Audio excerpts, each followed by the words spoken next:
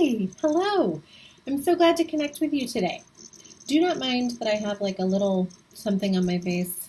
It's on my third eye. I'm developing an actual physical third eye. So I just had a reading with someone and I wanted to share some of the messages that came through that are really universal messages for this time. And this is something I wanted to do so much because I'm so jazzed after readings. You know, that's one way that I know that this is really my purpose and my path is like, I am definitely not someone who gets like exhausted from reading people. I'm super fired up and happy after I have sessions. Okay. So I was just in a session and here's some of the messages that came through. First of all, it's like in this time of Corona, we're all sort of in a hallway. Okay. So life before is over here in this room. And our new normal or new life is over here. And we can almost think of it in terms of like 3D reality and 5D reality. I do believe this is a time of great awakening. Why? Because not only because I think that this is something that is prophesized and people have come here for, and that we are having a huge shift from third dimensional reality to fifth dimensional reality, but also because what is awakening? Awakening is awakening out of identification with thought. It's awakening out of the dream. I am a mom, a daughter, Rachel. I am an American, a Coloradan, right? I am a U.S. national. This is my country. This is my state. You know, those are not true in terms of what's true and lasting forever. What is true and real and lasting is that which does not fall away, right? Buddhism's main tenet is like everything arises to fall away. Non-clinging. When we cling, we suffer because everything that we are attached to that falls away is going to bring us suffering. You can't get attached to your children being babies because they're going to grow. So is that real? No. We're like in these dream bodies having like, you're attached to your relationship. That's what's going to fulfill me and make me feel good, strengthen my ego. Is that necessarily lasting? Maybe not. Like, I'm a teacher. Is that lasting? No, I'm this. It's like we have to eventually get in touch with what is most lasting. What is lasting? What is lasting is the one consciousness, the pure consciousness, the light that you are. That which you are that is beyond name and form. How do you get in touch with it? Close your eyes. You take some deep breaths. You go into the timeless, spaceless dimension.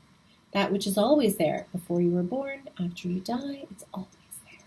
And crises help us to go, oh shoot, right? Because let's say that like some of the worst happened for you, right? Maybe you lost your job, you lost your money, this happened.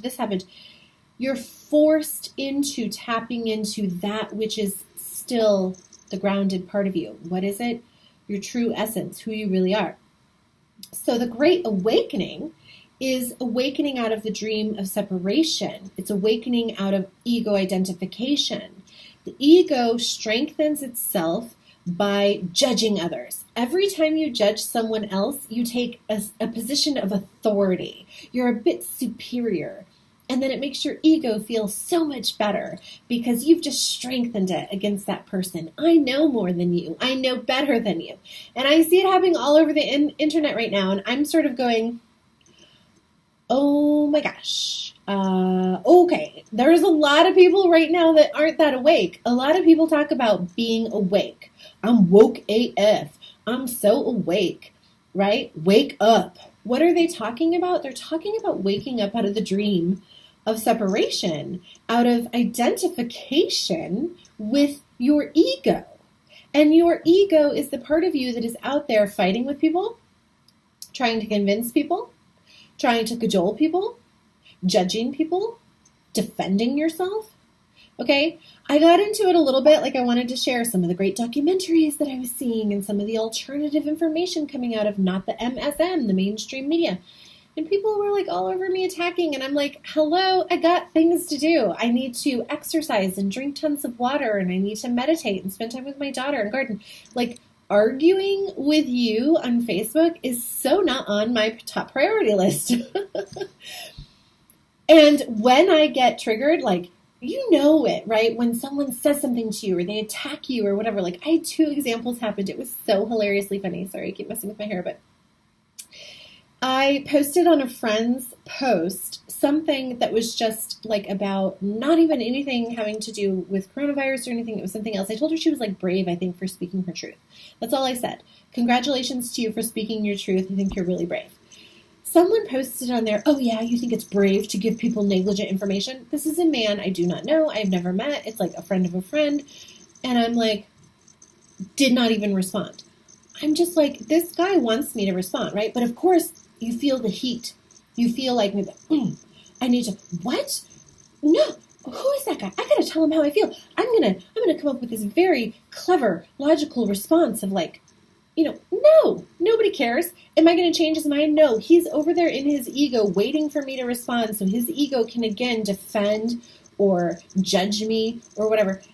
I'm like, you guys, if in the moment when you feel that rush, that heat, that, we all have it. It's human nature. We all have the ego. You want to set someone straight. You want to tell them your side. That is ego. And if you can be aware in that moment and stop yourself or take a breath or take a step back or, try to come up with the most loving, highest response you could do, that's great. That is awareness. That is presence. What is being awake? Being present. That's all it means. Being present. When you are present with someone and you are present in your body and you are in touch with your heart and that infinite love, that energy that pervades all things, the energy that makes the sun rise and the birds sing and the flowers bloom and me talk and you talk, that energy, that life force that is in all things, that is the part of us that is the oneness, then you don't have to defend. You don't have to argue. You don't have to cajole. You're actually arguing with your own energy. But the ego wants to do it. It's projection. It's blame. It's violence. It's violent to defend yourself against someone. What are you defending? There's nothing to defend. So go blow some bubbles. What else did I want to say? So a couple other things that came up in the reading. So basically, we're in this hall over here. We're going through this awakening. We're in the hallway. When you're in the hallway, you haven't come out to your new life. It's uncomfortable. It's change. It's growth. It's groundless. It doesn't feel good. We're all sort of still stuck in our houses in the hallway, right? We haven't completely left where we were. We don't quite know where we're going. It's scary. The ego is afraid of death and annihilation. It doesn't like the part of us that is infinite because it makes the ego feel small and afraid. It doesn't understand that. Like, what does that mean that I'm infinite and I live forever? Like, ooh, some people don't want that, right? This and this life with this husband or this house or these children or this bank account. Like, I don't want to live forever. Right? That's all ego. Waking up is being present. That everything in the now is okay. And if you take a look around, like, I don't know, maybe you're someone who's experiencing some really negative things. And if so, like, so much love to you. And, I'm sorry. But for the vast majority of us, are you okay right now? In this moment of now, you're okay. So all the fear is mind projection and worry about the future that is not here, which is stressful and a waste of time and is actually going to make you even more sick. I'm okay. My home is okay. My daughter's okay. The birds are singing. The sun is shining. I've got money in my bank account. I've got beautiful clothes on. I'm so grateful. I've got so much abundance in life. Even still, here, now, in the midst of Corona, I am experiencing immense joy and gratitude and abundance. And don't hate me and attack me because life over here is still good because I'm present. And I can hear you now. Well, Rachel, not everybody is that way. And Rachel, some people are suffering and some people are dying. And my friend was in the ICU and blah, blah, blah, blah, blah. I'm not negating or denying your experience. I am simply bringing attention to that when we're present in the now moment, which is all there ever really is, we can be more peaceful. So also, when you see others having what you want, so let's say you see someone having the lifestyle you want, the joy, the peace, the partnership, the money, start saying, I'll have that. I'll have that. I'll have that. Instead of being angry, upset, jealous, judging, defending, wishing, going into victim mode. They have that and I don't have that and I work so hard and how come and whatever. I'll have that. I'll have that. The other thing is if you have thoughts coming up like, I don't like her, I don't like this, I don't like that, judging yourself, judging others. Cancel, clear, delete. Say that to yourself. Cancel, clear, delete. See if you can bring presence and awareness to the moment when you're in judgment. And as soon as you're present, you're awake. And say cancel, clear, delete. And stop that old programming that keeps you separate, isolated, alone, better than, less than, different from. And tap into the one love, the one life force that is in all things. That is being woke AF. All right. I think that's pretty good. Bless you. Bye.